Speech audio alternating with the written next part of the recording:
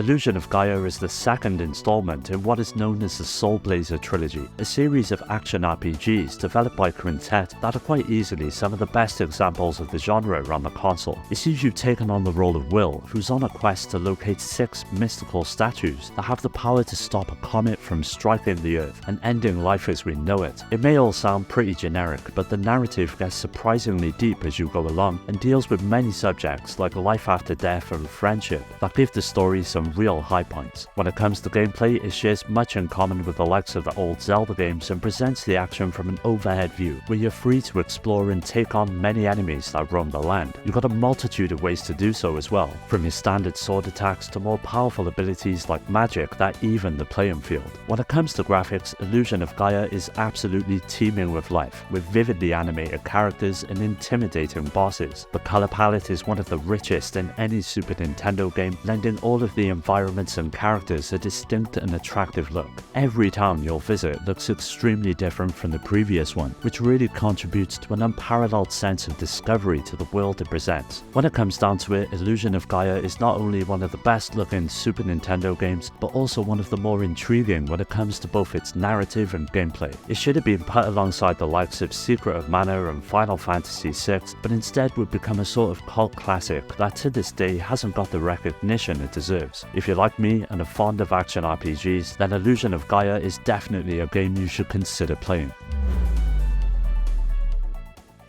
Cybernator is a 2D side-scrolling shooter that puts you into the role of a mech pilot and sees you taking on wave after wave of enemies as you make your way through each level. The most unique thing about the game, however, is that it consists of 3 different playstyles that help mix up the otherwise predictable gameplay. Most of the time you'll be bound by the laws of gravity, in which you must dash around and hover in attempts to outwit the enemy. Other times you'll be in zero-G zones where you're free to float around the screen. And finally, there's a few segments that resemble a shooter like R-Type that forces you to constantly move forward. Regardless of which style though, Cybernator is packed with plenty of ways to tackle each stage, with a selection of weaponry and defensive items that round out the gameplay perfectly. From your standard cannon to lasers and even a napalm launcher, you've got plenty of options at your disposal, but the enemies are just as well equipped and won't go down without a fight. Now when it comes to the visuals, Cybernator is a cut above the rest in its genre and never stops coming up with eye-catching scenes, whether it's the ominous insides of a massive enemy ship or gorgeous, expansive countryside vistas. It looks absolutely gorgeous, and this is only further enhanced by the number of enemies on screen and the various explosions and effects that give each of your actions a real weight. Unfortunately, there are times when the game does buckle due to this, and it does see the frame rate drop if the action gets too intense, but these moments are few and far between and do nothing to ruin what is on the whole a really pleasant experience. Overall, Cybernator is not only a great looking game, but by far one of the best of its kind on the Super Nintendo,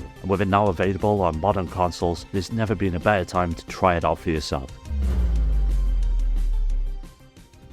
Pilotwings was one of the first games to hit the Super Nintendo and was essentially a flight sim that for its time was an innovative and graphically impressive experience that proved that the console was no slouch when it came to visuals. Of course, it's pretty crude by today's standards, but coming off the back of the NES, seeing something like Pilotwings was too good to be true. Here you had a game that let you take to the skies in one of many different ways, from planes to paragliders and jetpacks. The aim was to score big on points by flying through rings and under arches, and of course getting yourself back on the ground safely. Powering all of this was the then new Mode 7 technique that allowed developers to create the effect of 3D visuals by having the ability to scale, tilt, zoom or rotate sprites in any direction, and would later go on to be used in many other games such as Mario Kart. Great effect. In Pilotwings, no matter which vehicle you're flying, the camera always stays pointed in the direction you're facing, with the environment spinning around as you turn and growing smaller or bigger depending on your altitude. This pseudo 3D effect was a literal revolution at the time, and lent the game a believable sense of flight as you made your way through each and every mission it offered. Objectively, the game is a bit bland and doesn't offer a lot of excitement or spectacle when it comes to the world it presents, but as I mentioned, it's the sense of flying that it really nails. And to be fair, that's the most important aspect anyone would expect from a flight sim. Pilotwings won't be for everyone, with its demanding controls and at times insanely difficult gameplay, but for those of you that give it a chance and have the time and patience to get used to some of its more quirky aspects, it will not disappoint.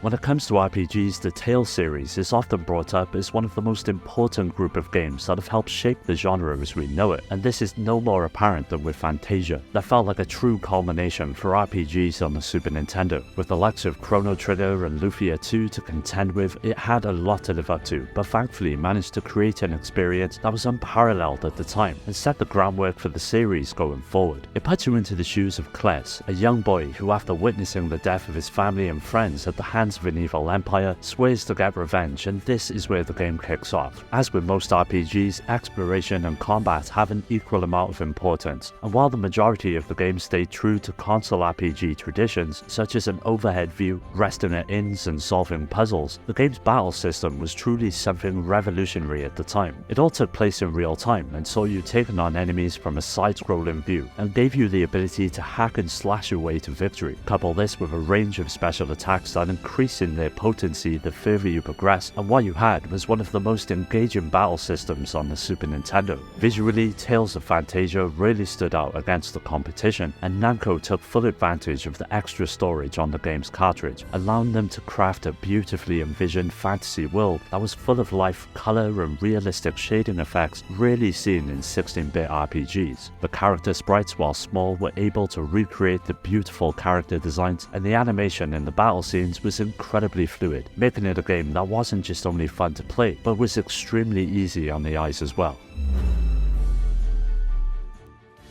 Now, the first thing to get out of the way when talking about ActRaiser 2 is that nearly every aspect of the game, apart from its visuals, felt like a complete downgrade from the first game. The first ActRaiser game was well known for implementing both platforming and sim-like segments, which saw the game switch into a city building mode after completing each level, where you would help the people rebuild their homes. It was an interesting concept and laid down the foundation for a potentially great series, but this feature is completely absent from its sequel, and there's no denying that the game is worse for it. Sure, the platforming is still there, with plenty of levels to take on that see you defeating enemies, collecting items and avoiding hazards as they pop up, but the difficulty received a massive bump, and when you couple this with the missing features from the first game, it's really hard to recommend playing it. With that said though, there's no doubt that ActRaiser 2 is by far one of the more technically impressive games on the Super Nintendo. The graphics were a huge step up, with far more detail being afforded to nearly every aspect of the game, from individual characters to bosses and the levels themselves. It was a noticeable improvement, with each area having its own specific theme. Forests are lush, green and atmospheric, deserts are harsh and desolate with multiple layers, giving each level a nice amount of depth as you battle your way through. The amount of detail and animation in the character sprites are exactly what you would expect from a Quintet game as well, and only rivaled by their other works such as Terranigma. Overall, ActRaiser 2 is a high quality action platformer that is still enjoyable to play for those who are willing to look past its grueling difficulty, but unfortunately it just didn't resonate with players as much as the first game did.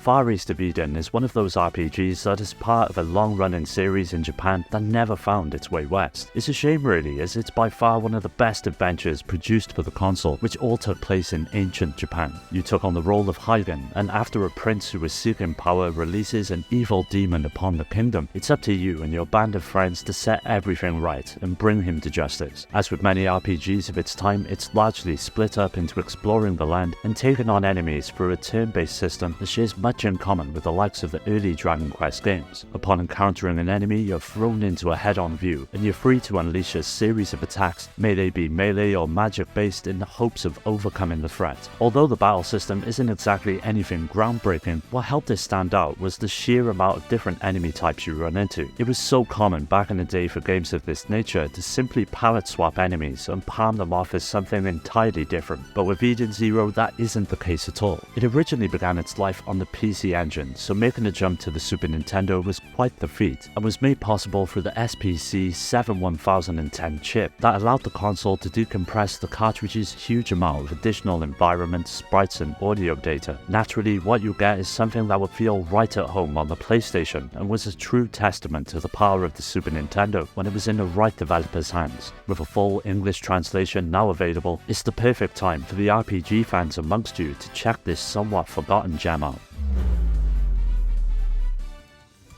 Trials of Mana is another game that never made its way outside of Japan on the Super Nintendo, and the only way to play it was through a fan translation until it got released as part of a collection a few years back. It tells the tale of 6 different kingdoms that are on the brink of war over rare artifacts known as the Mana Stones, and what makes the story intriguing is that at the beginning of the game, you get to choose 3 party members out of the 6 options, 1 from each of the kingdoms. This opens up a whole bunch of scenarios, different conversations, as well as 6 different openings depending on the character you pick first. While the story is clearly one of the game's best aspects, the gameplay more than delivers as well, and just like in Secret of Mana, you can easily and quickly switch between your party members as you navigate high mountains, lush jungles, and grand castles, all from a top-down perspective. Each character has their own unique playstyle when it comes to combat, some with better range, some hit harder, and others being more powerful with magic. Mixing all of these styles together is the key to overcoming the many trials that await you, and once you've gotten into the swing of things, battles are easily the most enjoyable aspect of the game. Now, from a graphical standpoint, Trials of Mana holds up extremely well, especially when it comes to the game's sprites that convey all manner of emotions to the player. The same can be said for the environments that portray the world with plenty of small details that make it feel like a believable space for the characters to be in. Of course, the game is at its best during combat, with various animations and impressive effects that light up the screen and give each encounter, no matter how big or small, the same sense of urgency and grandeur. Overall, Trials of Mana is an absolute classic that improved on an already fantastic game and pushed the Super Nintendo to its absolute limits.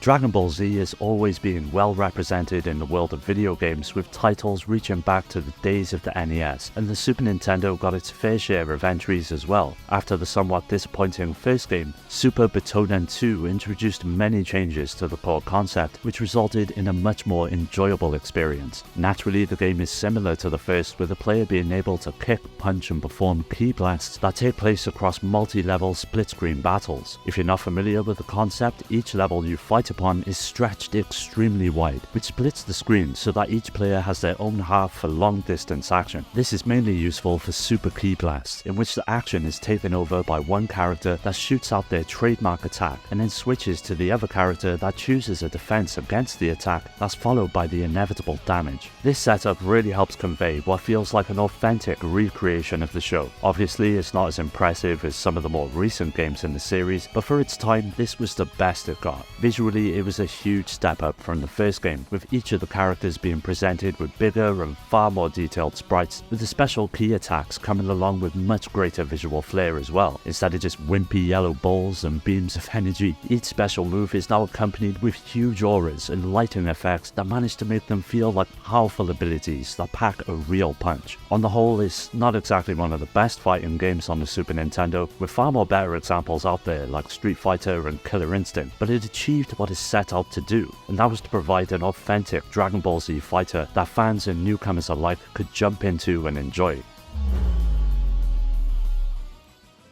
There was no shortage of quality action platformers during the 16-bit era, with the likes of Contra and Metal Slug. There was plenty to enjoy, but one that really knocked it out of the park was Super Turrican 2. It sees an evil dictator trying to take over the galaxy with only the player and their powerful Turrican suit standing in the way. Much like the first game, this suit allows you to wield an impressive amount of weaponry and gadgets such as machine guns, rockets, and a handy grappling hook that can make short work of each level when used correctly. Now, everything is mainly split up into 2 separate styles of play, with the bulk of the gameplay being the on-foot sections that resemble a cross between Contra and Metroid, and the second sees you jumping into a vehicle and having to avoid obstacles and shoot your way out of danger. These sections serve up a nice distraction from the usual gameplay and take full advantage of the Super Nintendo's Mode 7 technique to provide some of the more graphically impressive moments of the game. Speaking of visuals, this is one department where Super Turrican 2 is in a league of its own, with plenty of well-designed and animated sprites, as well as environments that take full advantage of the Super Nintendo. The detail in each level is extremely well done, and the vibrant colour throughout further adds to the visual flair of the game, but for me personally, it has to be the boss fights which impress the most. They're all meticulously designed, both visually and mechanically, which forces the player to get to grips with their attack patterns and results in some of the more challenging but rewarding parts of the game. Overall, if you're a fan of action platformers, then it really doesn't get any better than Super Turrican 2, and with it now available to play on modern consoles, it's never been easier to try it out for yourself and enjoy the absolute mayhem that Factor 5 produced. Stunt Race FX was one of the first fully 3D racing games for the home console market, and although it's not exactly eye candy these days, for its time it was an absolute marvel that showcased the abilities of the Super Nintendo's effects chip masterfully. The best way to think about it would be Star Fox on wheels, and like most racing games, it's comprised of several modes for the player to get stuck into. There's 4 in total: Speed, Stunt, Free and Battle. Speed provides the bulk of the gameplay and essentially is this game's version of a championship, which sees you taking on various races over several different tracks as you fight to come out on top. The game is pretty arcadey, with each race having a timer that slowly counts down, but you're able to extend this by hitting checkpoints and completing laps. Also scattered across each track are several gems that act as your means to repair your car should you take a hit, or to refill your boost meter, which is vital when it comes to beating the competition. Now in terms of visuals, as I've already mentioned, it utilizes the Super Effects chip, which allowed selected games to display 3D graphics, and Stunt Race FX was the finest example. The cheerful presentation gives the game a quality all of its own, with every car being presented as a sort of character themselves, complete with eyes for headlights and mouths for front-end grills. This playful nature is also extended to how the cars operate, and as you lurch around each corner, it's like the car's suspension is made of elastic as they stretch and contort. The tracks you race on are also full of life, with plenty of background objects and a few of Nintendo's mascots making an appearance as well. Of course, this all comes at a cost, and the biggest is at the expense of the frame rate. Although it's completely playable, it's hard not to notice just how slow the game seems to be, but it's thankfully alleviated a bit during time trial due to there only being one car on the screen. It's not a deal breaker by any means, but definitely something worth noting if you're thinking of giving it a go. Well, that does it for today's video. Keep an eye out for part 4 as that will be coming up soon, so don't forget to subscribe and hit that bell to get notified about new videos as they release every Monday and Thursday. You can follow me on all of the socials which are linked below to stay up to date, and also join my growing community on Discord to meet many like-minded gamers to continue the conversation with. I'd like to give a special shout out to my Patreon supporters: Rhino, Skill Jim, Shuden, Richard, Amy, Daniel, Dio, Omar, Strider, Pierre, Carl, Awesome Jacket Dude, Maximus, Scott, Alfred, Terry, Ryan, Alex, GameCube Galaxy, Curse Salaryman, Faith, Elihu and Paddy J for their continued support that helps make these videos possible. If you're interested in joining my Discord or supporting the channel through Patreon, you'll find all of these links down below. As always, thanks for taking the time to check the video out. I'll catch you next time.